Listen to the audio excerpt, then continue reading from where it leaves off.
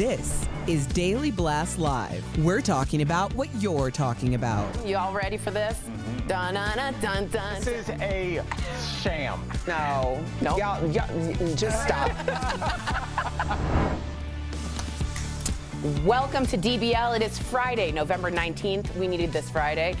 I'm Tori here with Eric and Al, and I think we all look amazing. I think you guys. think- You guys are shining today. You too. I look like security. Like cool security in the lounge that I probably couldn't get into.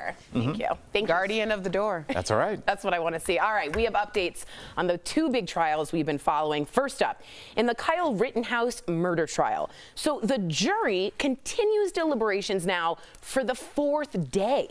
The judge in the case banned MSNBC from the courthouse after a freelancer for the network allegedly followed jurors in their bus. Meantime, in the trial of the three men accused of killing Ahmaud Arbery, the defense rested its case yesterday. We want to see this clip of the cross-examination of Travis McMichael. Remember, Travis McMichael is the one who fatally shot Arbery, claiming in his case that this was self-defense. Take a look. And at this point in time, when you first see him on Burford, he's not reaching into his pockets. No, ma'am. Not running, no, ma'am. And he never yelled at you guys, No, ma'am. never threatened you at all, No, ma'am. didn't brandish any weapons, No, ma'am. didn't pull out any guns, No, ma'am. didn't pull out any knife, No, ma'am. never reached for anything, did he? No. He just ran. Yes, he was just running. You will hear that cross-examination for the rest of history in law school and everything. That line, he was just running, ruined his entire defense and will stick out as the tragedy in my mind of what was Ahmaud Arbery just out for a jog. He was just running. What do you think, Al? But I mean, and I'm not trying to make light of this at all, Erica, but the way he was answering questions is the way, like, and I can only speak from a male's perspective, when you're in trouble with your partner and they're asking you questions and you know where it's going and you can't stop it because every question is so factual. It's like, so you went to the party? Yes. And you didn't come back at midnight? No. Like, you just know that, and you can't stop it because everything is just a hard stop fact. And that's the beauty of that cross-examination, Erica, is like nobody in a world of spin where your job is to spin every story and spin every line, the truth is so powerful that even he couldn't do it on the stand in real time. Yeah, you know, the truth is very powerful. And, you know, I don't want to minimize this case and what this trial truly means. The fact that Ahmaud Arbery is no longer with us and the reasons why, which were for no reasons at all, other than hate and racism. And when we're really looking at things, it's like, you know, people go out of their way to harm other people. And it's like the casualty that no one really thinks about is the fact that you will always hurt yourself trying to hurt someone else. Wow. And when I look at this situation, it's so nonsensical in a way that hurts me on such a deep level because, you know, I just think, you know, my younger brother came in last night. You know, he's a former football player and athlete, and he was always out, and I would always be so worried about him. You know, all the situations that he would be in as a college athlete, you know, how people would like really be coming for him because he stuck out in such a prominent way. Right. And, you know, it's just like, I was just sitting there looking at him last night, just thinking about everything that's happening in this world and how he's chosen to navigate it in a very quiet and private way. And I think a part of that has to do with the indictment on his life at all times. Wow. So when I look at this, it's so profoundly deep because when I look at Ahmaud Arbery, I see my brother. Your brother. Can I ask you guys something that I spoke to my producers about, and I've been thinking about it a lot? For some reason, race has not been a big part of this trial. The prosecution never brought up the fact that the N-word was used allegedly right over Ahmaud Arbery's body. The Confederate flag situation, racism purposely and deliberately was not on the table. Why was that? Do you think that's useful, or do you think that that was a miss? You know, it depends on what the prosecution was trying to do. It's a deliberate move. Because if they don't involve race, because they're just people that just straight up don't think that racism exists. They think kind of like after 1968, civil rights, they're like, everything's been cool. You can go to the same movie theater as me. I don't want to hear it. I don't want to hear your complaints about, you know, the things stacked against you. There's no racism anymore. So if you introduce that, even though the N-word is a good indicator, right. You know, what happened is a good indicator. If once you introduce racism, you then give them a platform to find that one juror that doesn't think it exists. Right. So that's what I think the strategy was. I couldn't agree more, Al. And I think when we're talking about, I mean, these are 12 citizens. Everyone could have of his peers. That's right. Yeah, very well. Yeah, of his peers. Very different experiences, but like, I mean, we see it every day. We have a format where people are able to communicate with us in very real time. And the moment that if I mention, like if I even mention facts about my life, like I am a black woman. Lord, she's using the race card. Really? I can't believe it. And why does everything, I mean, people will Well, you text, are an angry black woman. Yeah, So. yeah, of course, the angry black. How many times has that been said? But people will tweet at noon on a Sunday. Like, y'all, I have not been on the air for almost 48 hours, okay? I have not even posted in 5 days. And I will get some random tweet about how I'm talking about race. Wow. You have been harboring this in your mind, body, and spirit, and 48 hours since you've even heard anything from me. You want to reach out to me to say that? That's how deep it cuts.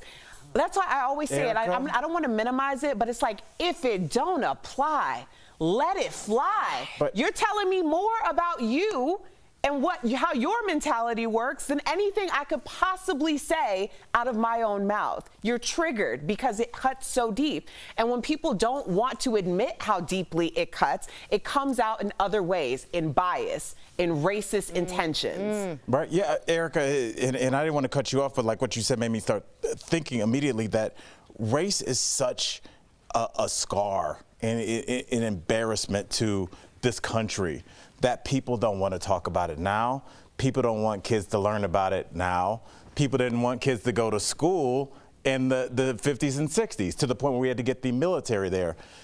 It is such a stain on your moral character that people want to pretend like it's not there. And when you bring it up, you are scratching a scab that is so deeply painful and embarrassing to people that it comes out in the form of violence, and it comes out in the form of, let me shut this down right now. And that's why the interesting thing is, like, we don't want to learn about CRT, but also we want to use the principles of Martin Luther King when I'm coming at you on Twitter as a conservative person. It's such an interesting dynamic about how we use race and what happened to Martin Luther King then and how he's used in 2021, and how all of this stew is just mixed together because of this embarrassing thing that is sitting at the forefront of everything in our country, and we can't talk about it. So we're just like, yeah, that was just a weird year, and we look at black home ownership and we're like, how did that happen?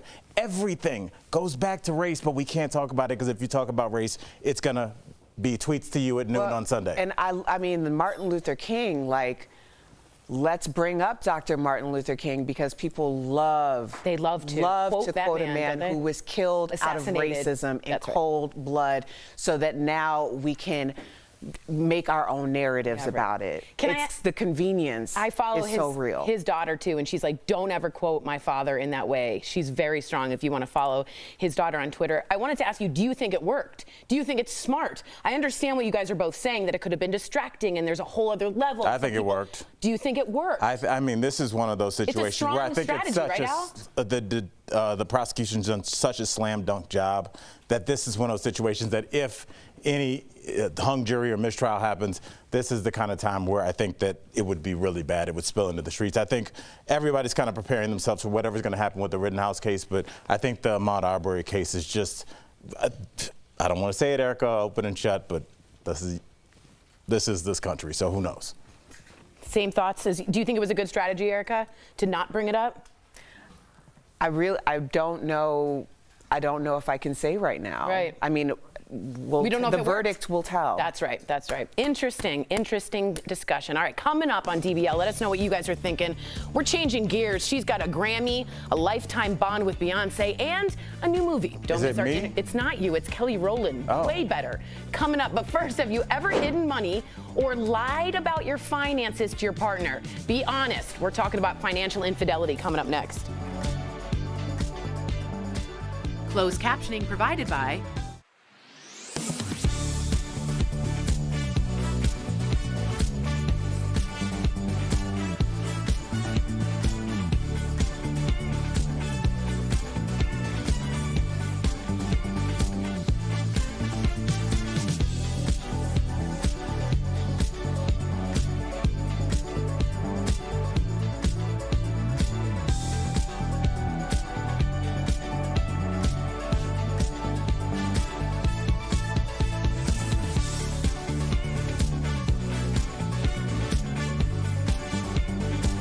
Okay, so right now what's happening is Erica's getting complimented by our executive producer. Just show them real quick. And he's going on and on about her outfit, which is like the best outfit I've ever seen. But then I look at myself and I'm like, when is Bert going to come over and tell me I look good? I'm just kidding. Always looks good. Validation addiction is real, you guys. It's real and I'm working on it. All right, I thought that was an incredible discussion, and I think that our show goes deeper and goes where other shows don't.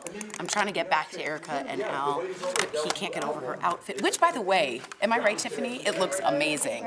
It's a jumpsuit, and then tell us what you did with the makeup. You did a 70s vibe? Kind of. This is Dre, everyone, our makeup Right. artist. So we did the classic 20-minute mug on Erica, 15 Nice. technically, which is a black shadow stick on the outer corner, a copper shadow stick on the lid, and then we use Artist Couture lid toppers right on top. What is that? It's like a glittery, shimmery, she loose looks pigment, but it's nice. just enough to where it doesn't look like you go to a rave. Right. But, and then we gave her a nude lip, so then the outfit can speak for itself. Good Lord. We have aesthetic here. Yeah. And then we're gonna pop a little towards That was an Hey, impressive what do you think I look like? Do you think I look good? I think you look like a very good-looking Marilyn Monroe. Oh, I'll take it. Isn't that inherent I'll when you take say I that? had to make a quick decision. That, you were like, do I go this way or that way? You went the right way. Please.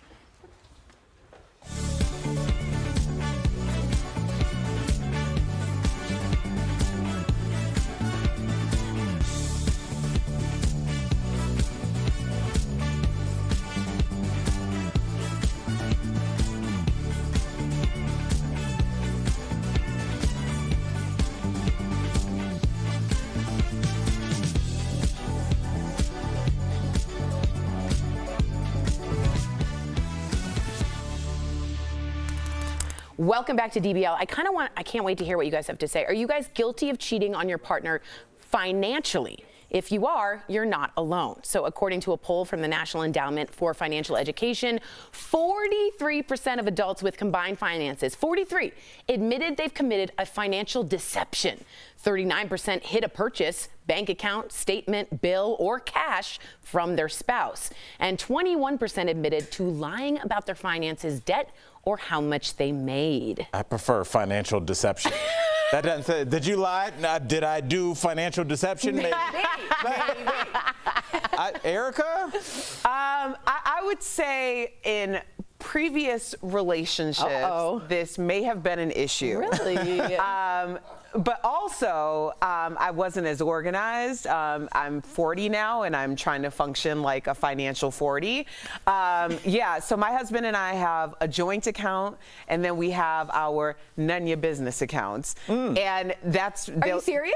Yeah. They're called none of your business accounts. Do you I know- mean, I do you don't have go into a his stuff, vague he doesn't go idea into of mine. how much he has in his none of? Is it a undisclosed, or is it like, hey, this is like this amount of money? Like this percentage? No, everybody, we know everything about each other's financial everything. Like there's a joint picture, but when it really comes down to it, it's like, this is your account, this is my account. We're not like, well, what did you spend on, you know? None of your business account. I love that. Yeah. I was also told if you want to label your bank account something you want. So mine's called like Beach House to financially help yourself. You want a beach house? Yeah. And you live in a landlocked state Yeah. like Colorado? Yeah. Okay. Yeah.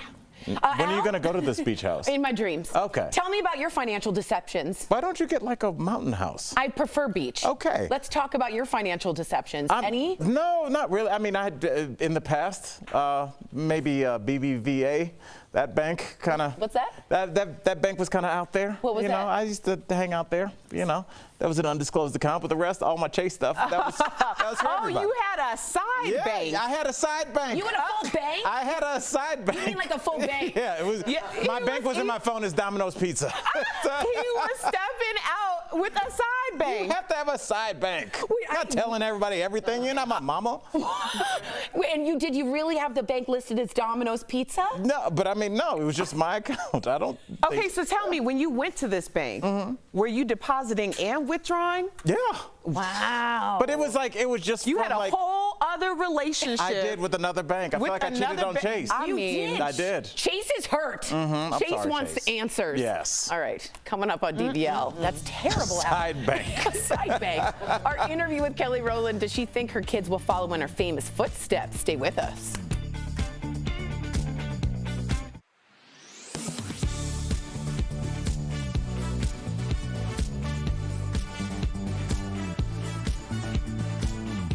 Everywhere you look, gas prices are up, and if it feels historic, it is. According to fuel analyst watchdog Gas Buddy, the prices at the pump have reached a 7-year high. With gas prices rising, it may be tempting to swap out that premium gas you've been paying for and use the cheaper unleaded. Let's verify. Can you damage your engine if you put the wrong fuel in your car? To find out, we asked Keith Brown, an automotive instructor at Northern Virginia Community College in Alexandria, and the fuel analyst watchdog, Gas Buddy. Well, to start, Keith Brown explained that different engines require a different type of gasoline.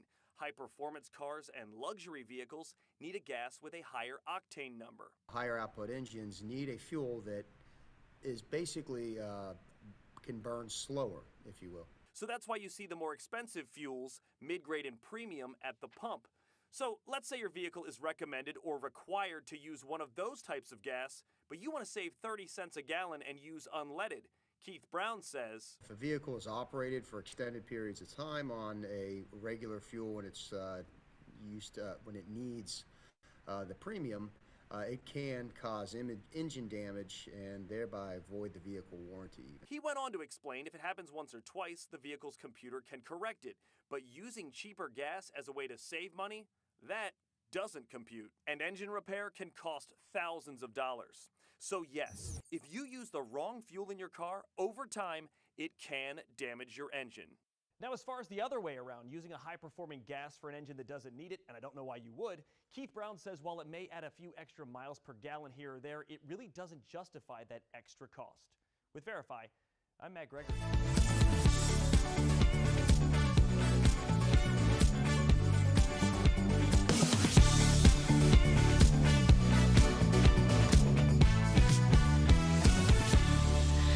Welcome back to DBL. My good sis is a Grammy Award winner, a member of one of the most successful girls groups of all time, Destiny's Child, of course, and she's here to get us in the holiday spirit. We talked with Kelly Rowland earlier in today's Chatting with the Stars. I want our Christmas to be just like this, peaceful and relaxed. We're here. The holidays can start now. Welcome, Kelly Rowland. Yes. Hello. Let's talk about your babies, because you do have two little ones. Do you think that they are destined to follow in your footsteps? Ooh. You know what? I want them to do whatever they want to do, as far as goals and making this just a decision to be good people. To be ones that are honest and have integrity. That's all I care about. And an awareness of self. I have this thing about being a parent where I don't want the world to tell my kids who they are. I love it. And Kelly, I'm a parent of two little boys as well as you are. What's your best holiday tradition with your two little boys? Because ours are young, 5 and 3. And you go get an ornament. Yeah, and we're starting to build up like little traditions. Do you have one that sticks out in your mind? One that I love is cooking. I love baking with Titan. He loves getting his hands dirty. So we love being in the kitchen. We love hanging out. And he's just really the best kid. Like the bonding, those moments are really sweet.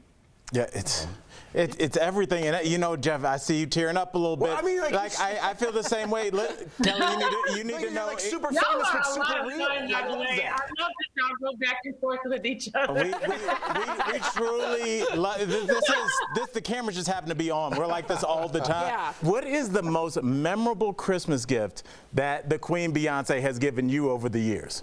I don't know. I know one that my husband gave me last year. He actually took my son into the studio and recorded a song that my mother used to sing to me, which was I Love You.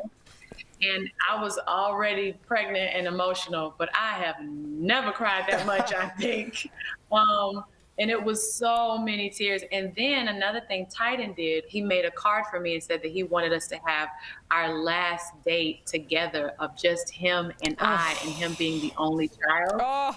Lost it. Wow. Lost it. So that really made me boo-hoo, and that was something that meant a lot to him. Yeah. That's everything. Well, Kelly, I love you. Okay, I do, sis. I love you back, by the way. I just have to tell you, you have been such an inspiration in my life. All of the Black girl magic has inspired me to do so many things, seeing you do your thing. So I want to thank you. But I have to talk about Christmas because I know you're talking about your family, and this is such a great time. I enjoyed watching you hide your baby bump, although we knew you had a baby bump in your movie. Right. So the chaos and joy of Christmas is the theme in your Lifetime movie, Merry Little Christmas Baby. So tell us about it. I'm Putz Girl, so we can be best friends like you, Auntie Kiki, and Auntie Trina. They're crazy. I mean, honestly, it is chaos when the whole family comes into town for Christmas. I remember watching those Christmas movies growing up, or just Christmas movies growing up, and it was always the family coming in, and it was some sort of chaos happening. And I said that I'd like to see that in a Christmas story. And I was so grateful to Lifetime for this opportunity to executive produce and star in Merry Little Christmas. It started out as one, and then it became first comes love, then comes marriage, and now here they are with a baby. But this family is so necessary for television, and the stories that they're telling and the bond between them, it's just so classic, and it's so beautiful, and it's just joy. And I hope that people feel the warmth and love from this family and get into trouble with us too, because there is a lot of trouble in the little family. We can't wait. We all need it right now. Merry Little Christmas Baby premieres on Lifetime. Sam, you are a Christmas I don't miss person. a Christmas movie. I will be literally, I will go home, put it on my DVR, Kelly. I cannot wait. And it does premiere to our viewers on Lifetime November 27th. So go ahead and DVR it right now. Thank you so much, Kelly. You're amazing. Appreciate you. Yes, happy holidays. Thank you guys so much. Bye. Happy holidays. Promotional consideration is brought to you by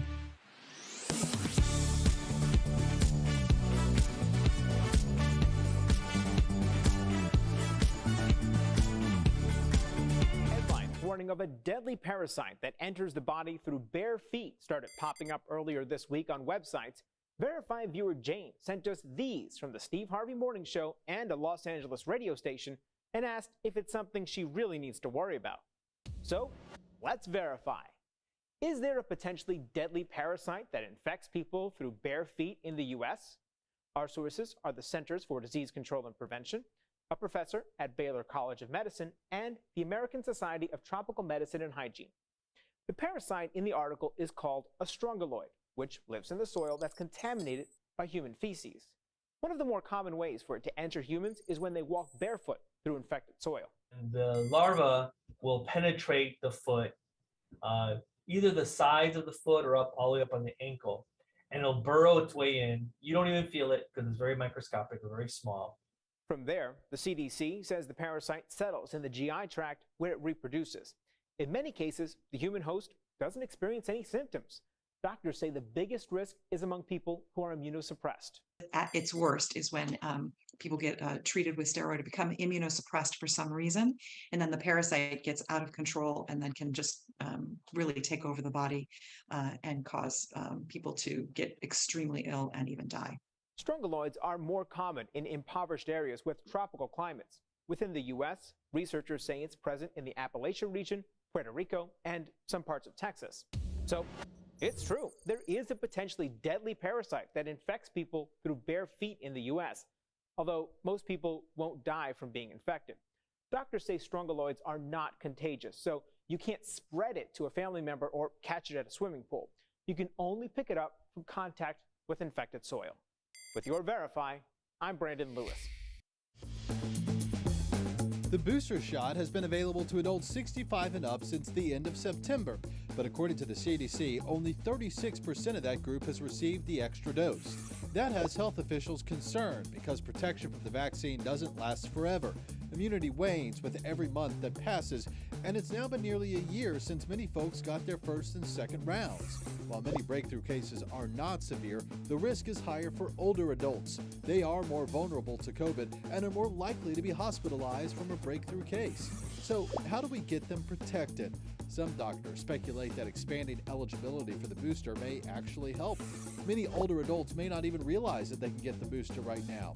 Dr. Anthony Fauci says authorizing the shot for all adults may help clear up confusion and convince more people to roll up their sleeves for a third time.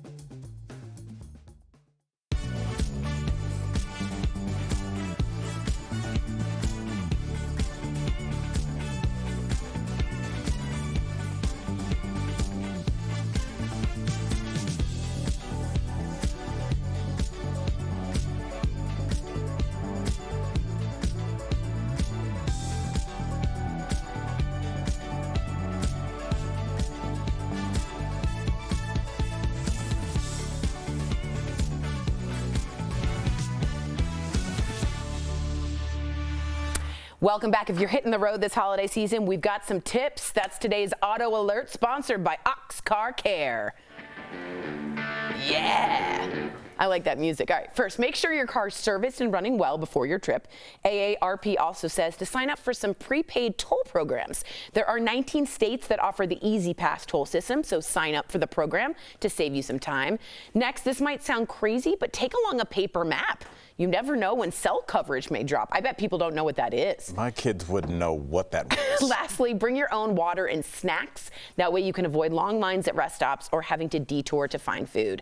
Don't forget to get an auto protection plan. Ox Car Care is dedicated to providing you with an amazing plan that works with your budget. Give them a call, 1-800-211-3448. I do want to mention we put out a poll. Are you guilty of financially cheating on your partner? 90% of you said no, and then many of you wrote, I ain't putting myself on that poll. A lot of you are like, That's I know smart. better. And also, really quickly, that Easy Pass, that Ox Card, that best advice. Who doesn't get an Easy Pass? It's such a big thing, such a big deal, especially around this time of day. Yes. Easy Pass. Get it DBL's done. new every day. Have a safe weekend. We'll see you Monday, same time, same place. We're so grateful you're with us. Bye, guys.